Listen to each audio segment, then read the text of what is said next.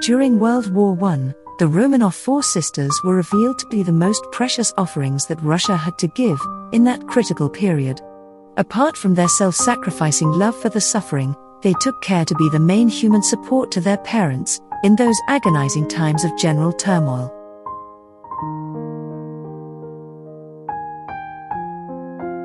Empress Alexandra, along with her two older daughters, Olga and Tatiana, after 2 months of classroom and practical nursing training, joined the Red Cross nursing staff.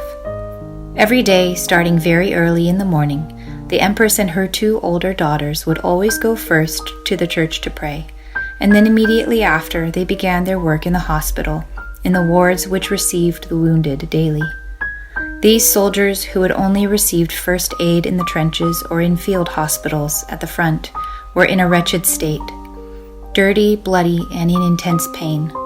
The three women, along with the rest of the nurses, immediately began the procedures of washing and dressing amputated limbs, deformed faces, gouged eyes, and all sorts of terrible wounds. In most cases, it was already afternoon when they had the opportunity to take a much-needed meal while standing.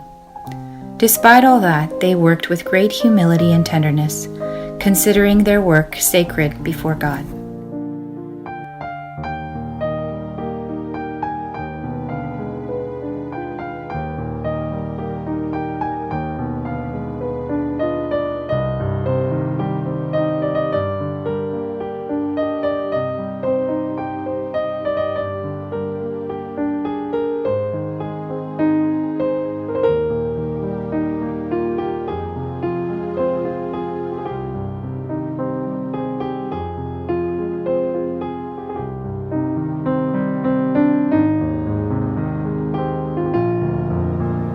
Their hospital work was a source of important experience for the young princesses, which they would never have gained under other circumstances. This encounter with the reality outside the palace showed them an entire world that they had not known. They conversed with their nursing colleagues, persons whom they would not have been able to know otherwise. They learned about their personal problems, their thoughts, and in general all that related to their lives. Thus they studied in the school of life and acquired equipment that would later be valuable.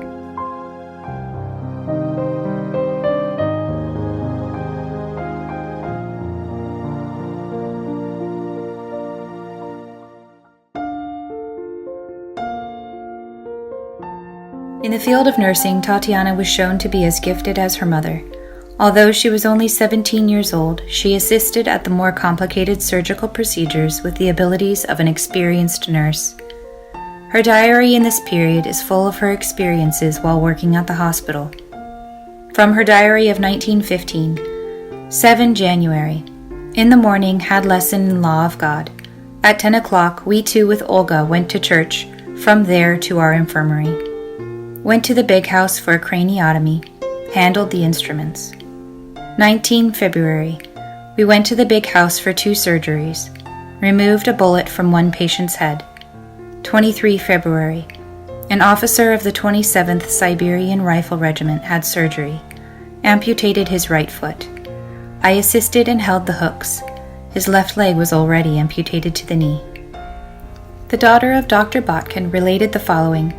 Dr. Derevenko, a very demanding man towards the nurses, told me after the revolution that he rarely met such a calm, nimble, and professional surgical nurse as Tatiana. A professional nurse who worked with Tatiana in the operating room wrote likewise in her diary during this period. The surgery was successful. After the first difficult cut, a river of incredibly smelly pus poured out.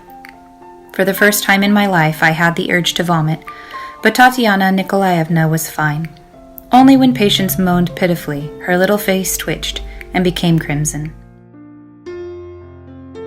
Olga, however, was not able to bear the horror of this experience.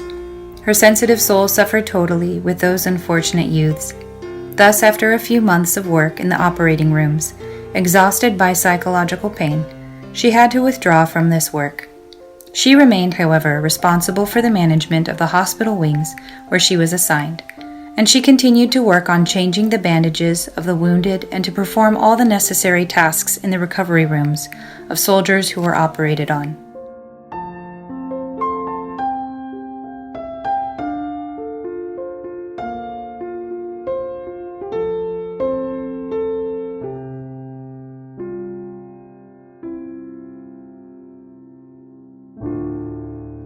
The girls' work did not take place on an impersonal level. Even though throngs of wounded arrived daily at their hospital, the young Duchesses met and connected personally with every one of them. They participated in their pain and agony and supported them with their pleasant company and consoling words.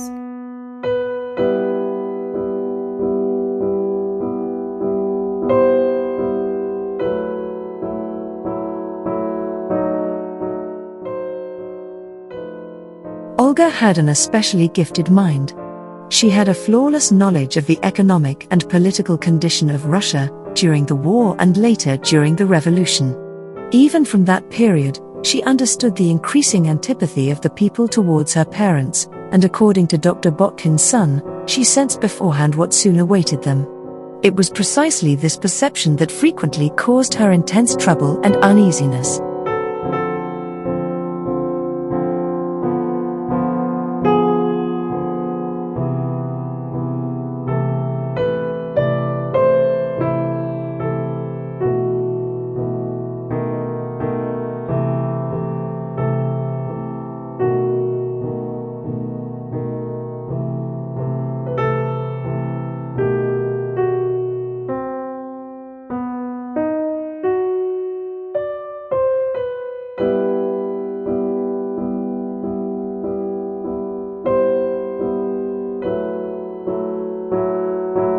The malicious environment of high society, continually pouring oil on the flames of revolutionary attitudes, dogged Alexandra's every step.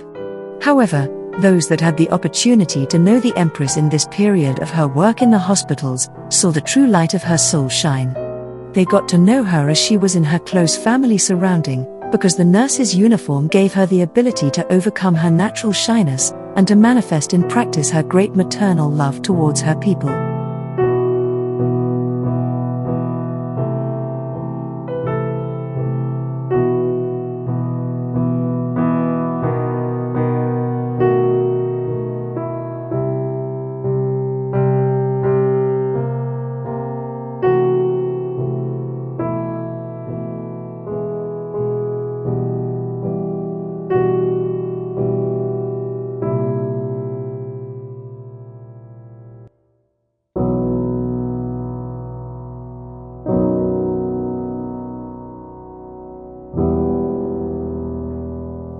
Maria and Anastasia, 15 and 13 years old respectively in 1914, were too young to be trained as nurses.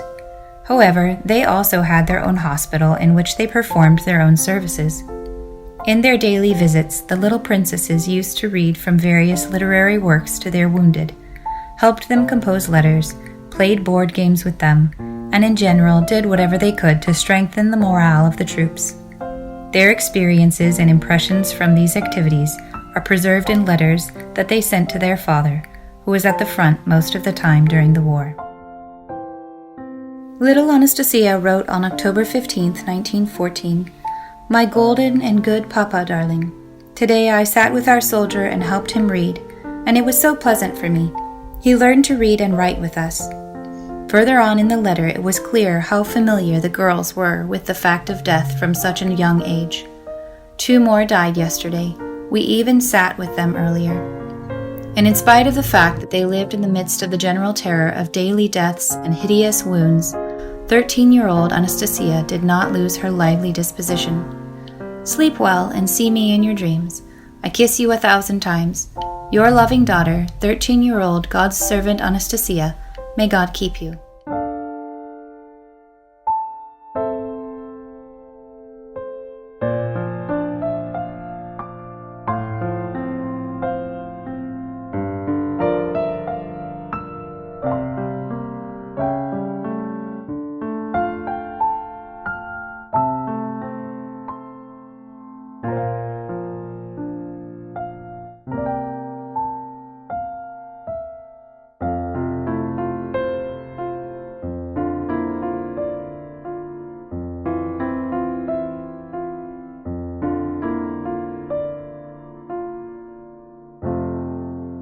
Even little Alexis often took part in the nursing activities of his sisters. On November 30th, 1914, Tatiana wrote to her father, "Today we all 5 were at our infirmary, and Alexei was present at all dressings, and during one of them, he even held the tray where the pus dripped from the wound.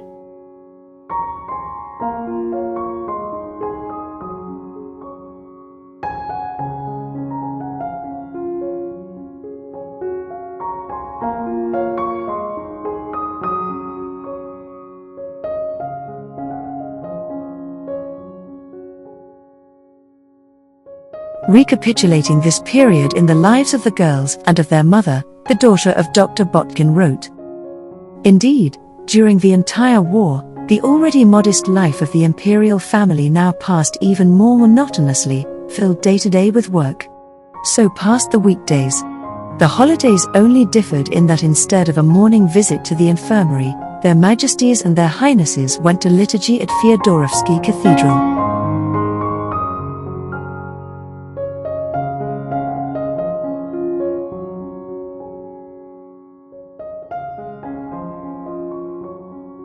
These young ladies made their debut in life through the gate of the hard reality of human drama.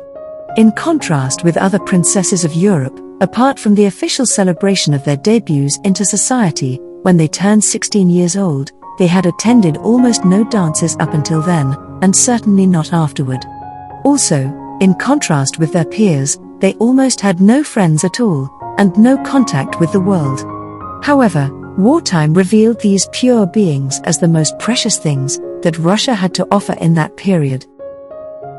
Their Swiss instructor expressed with some dismay this characteristic observation. If only the world had known what an example the imperial family were setting, with their tender and intimate association. But how few ever suspected it. For it was too indifferent to public opinion, and avoided the public gaze.